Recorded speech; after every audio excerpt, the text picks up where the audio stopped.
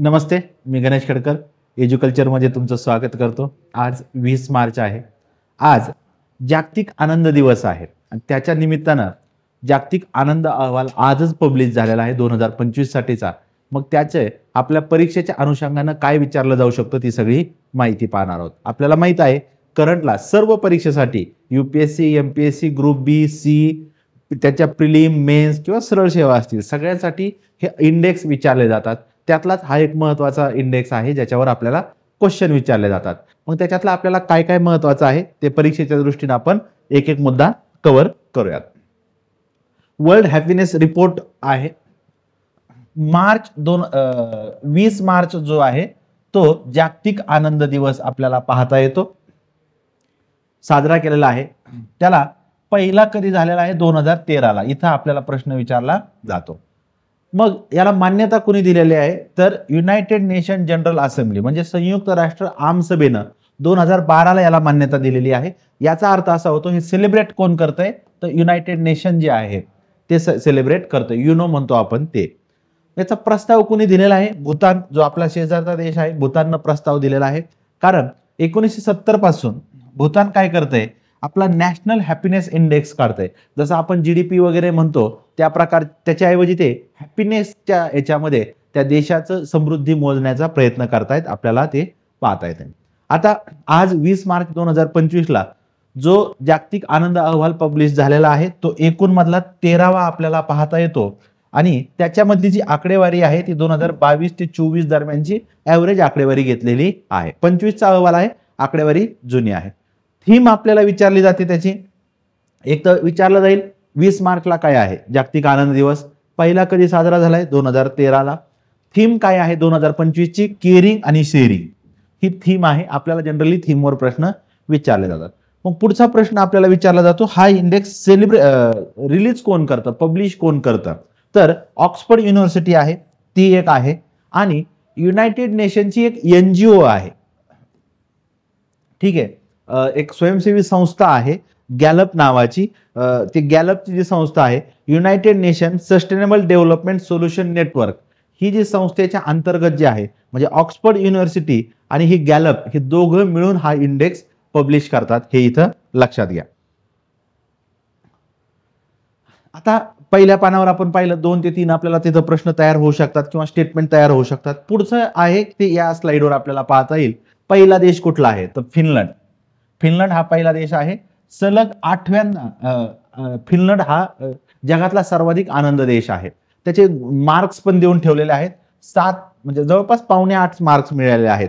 हा इंडेक्स जो आहे तो मोजताना 0 ते 10 असा मोडला जातो। 0 म्हणजे ते देश दुःखी देश आहे आणि 10 म्हणजे चांगला, या अर्थाने तो मोजला जातो, ते इथं लक्षात ठेवा। म्हणून फिनलंडचा आपण इथं देऊन ठेवलेला आहे। 2 नंबरला डेन्मार्क आहे, 3 नंबरला आइसलँड आणि 4 नंबरला स्वीडन। हे सगळे स्कॅन्डिनेव्हियन कंट्री आहेत, युरोपच्या उत्तरेला जे देश आहेत ते पाहता येतात। याच्यातला फक्त 7 नंबरला नॉर्वे आहे। स्कॅन्डिनेव्हियन कंट्री मधला नॉर्वे जो आहे त्याचा नंबर 7 आहे, अदरवाइज पहिले 4 तेच देश आहेत। आता याच्यात थोडंसं विशेष काही आकडेवारी आहेत आपल्याला। इस्रायल गेले 2 वर्ष झालं युद्धामध्ये सहभागी झालेला इस्रायल पॅलेस्टाईन आहे आणि आनंदी देशाच्या मध्ये इस्रायल 8 नंबरला आपल्याला यावर्षी पाहता येतं। मग इस्रायलवर आपल्याला विचारलं जाऊ शकतं। यावेळेस दुसऱ्या 2 आकडेवारी आहेत। इंग्लंड जे आहे युनायटेड किंगडम त्याचा 23वा नंबर आहे आणि अमेरिका 24वा नंबरवर गेलेला आहे। अमेरिकेचा आतापर्यंतचा या इंडेक्स मधला सगळ्यात लोएस्ट परफॉर्मन्स आपल्याला पाहता येतो, 20 देशाच्या पलीकडे गेलेलं पाहता येतं। मग आपल्याला विचारलं जाऊ शकतं भारताचा काय रँक आहे तर आपल्या भारताची रँक आहे 147 देशांमध्ये 118 नंबरचा आपल्याला पाहता येतो। 118 नंबर आहे आणि टोटल देश किती आहेत 147 आपल्याला पाहता येतात। मग भारताचे मार्क्स पण देऊन ठेवलेले आहेत, 4 पॉइंट समथिंग तिथं मार्क दिलेले आपल्याला पाहता येतात। आणि 147वा देश कोणता आहे म्हणजे जगातला सर्वात दुःखी देश कोणता आहे तर अफगाणिस्तान आपल्याला पाहता येतो, ठीक आहे। याच्यावर आपल्याला क्वेश्चन तयार होतात। पहिला देश कुठला आहे फिनलंड आहे। मग इस्रायलचं नाव विचारलं गेलं तर आपण ते बघितलेलं आहे। आपली रँक विचारली जाऊ शकते, 118 रँक आहे, किती देशापैकी 147 देशापैकी आपल्याला विचारलं जाऊ शकतं। आणि 0 ते 10 याच्या आधारे मोजला जातो। 10 जर असेल तर चांगला आहे, आणि 0 असेल तर त्याचा दुःखी जे आहे किंवा त्या देशात आनंदाचं प्रमाण कमी आपल्याला पाहता येतं. हे झाले गुण, पण याचे निकष काय आहेत, कुठल्या निकषाच्या आधारे हा इंडेक्स मोडला जातो, असे 6 निकष आहेत. आपल्याला हे निकष पण विचारले जाऊ शकतात. जनरली अहवाल आला की अहवाला संदर्भातले निकष पण विचारले जातात, म्हणून आपण ते निकष पाहूयात. पहिला आहे सामाजिक आधार.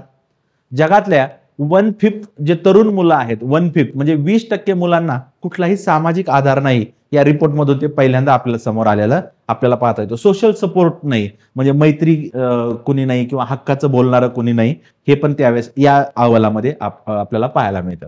नंतर दरडोई जीडीपी आपल्याला पाहता येतो, त्याच्या आधारे पण हे मोजलं जातं. नंतर आरोग्यपूर्ण राहणीमान आहे, तिसरा आहे. स्वातंत्र्य आहे, चौथा निकष. उदारता, पाचवा निकष. आणि भ्रष्टाचाराविषयीचा दृष्टिकोन, असे 6 निकषाच्या आधारे हा जागतिक आनंद अहवाल मोजला जातो. जगात बघितलं आपण फिनलंड पहिला आहे, पण आशियाच्या बाबतीत काय आहे, तर आशियामध्ये तैवान देश आहे तो 27वा, म्हणजे आशिया मधला सर्वाधिक आनंद देश कुठला आहे, तर तैवान. आणि त्याच्यानंतर सिंगापूरचा नंबर आपल्याला 34 नंबर पाहता येतो. 20 मार्च तारीख जी आहे ते निवडण्याचं कारण पण आपल्याला पाहता येतं. आज 20 मार्च म्हणजे इक्विनॉक्स आहे. दिवस आणि रात्र दोन्ही समान आपल्याला पाहता येतात, जेणेकरून दक्षिण ध्रुव आणि उत्तर ध्रुव या दोन्हीला पण आनंदाचं जे आहे समानता असावी, हा याच्यासाठी 20 मार्च निवडलेला आहे. आता माझा तुम्हाला कमेंटमध्ये मला सांगा, 20 मार्च नंतर दुसरा एक दिवस इक्विनॉक्स असतो, तो कुठला आहे तो मला तुम्ही कमेंटमध्ये सांगा. एक तर 2 इक्विनॉक्स असतात, त्यातला 20 मार्च आजचा आपण पाहिलेला आहे.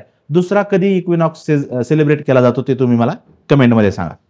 भारताचं 2024चं पण आपण मागचा अहवाल जर पाहिलं तर 2024 मध्ये आपली 126 रँक होती, परंतु त्यावेळेस 143 देश होते, हे लक्षात ठेवा.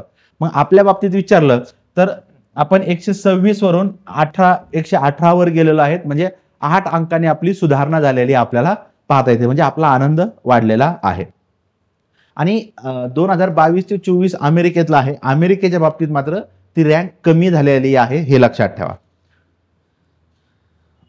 आता आपल्याला पुढचा एक प्रश्न विचारला जातो, ते अहवाल जे आहेत त्या अहवालाचं भारताच्या शेजारी देशाच्या बाबतीत काय आहे आणि ब्रिक्स देशाच्या बाबतीत काय पोझिशन आहे, हे आपल्याला विचारलं जातं. पहिला आपण आपल्या शेजाऱ्यांचं काय चाललंय ते पाहूयात. आपल्या भारताची रँक आपण पाहिलेली आहे, 118 रँक आहे. नेपाळची 92 रँक आहे, म्हणजे आपल्यापेक्षा आनंदी देश आहे नेपाळ. दुसरा देश आहे पाकिस्तान, 109 रँक आहे, आपली 118 आहे, आपल्यापेक्षा आनंदी पाकिस्तान आहे. श्रीलंका 133, बांगलादेश 134 आहे, म्हणजे हे 2 देश आपल्यापेक्षा आनंदी आहेत, 2 आपल्यापेक्षा कमी आनंदी पाहता येतात. याच्या संदर्भात पण आपल्याला क्वेश्चन विचारला जातो. आणि नंतर पुढचा क्वेश्चन विचारला जातो, ब्रिक्स जे देश आहेत त्या ब्रिक्स देशाच्या बाबतीतली काय पोझिशन आहे त्यांचं. त्याच्यात जर बघितलं, ब्राझील 36 नंबरला आहे आपल्याला, रशिया 66 आहे, चीन 68 नंबरला आहे आणि दक्षिण आफ्रिका 95 आहे. म्हणजे ब्रिक देशामध्ये आपला जो नंबर आहे तो सगळ्यात शेवटी आपल्याला पाहता येतो, 118. आता हे सगळे पॉइंट आपण कव्हर केलेले आहेत. हे पॉइंट याच्यापूर्वी काय क्वेश्चन विचारलेले आहेत त्या क्वेश्चनचा अंदाज घेऊन यावर्षी पुन्हा त्याच्यावर काय क्वेश्चन विचारले जाऊ शकतात त्या बेसिसवर आपण हे पॉइंट केलेले आहेत. आपण ही आपली जी करंट अल्गोरिदम सिरीज आहे त्याच्यामध्ये आपला हेतू एकच आहे, परीक्षेच्या दृष्टीनं काय विचारलं जाऊ शकतं तेवढंच मला कव्हर करणं अपेक्षित आहे. चालेल, मग आजच्या या सिरीजमध्ये आपण इथं थांबूया. थँक्यू.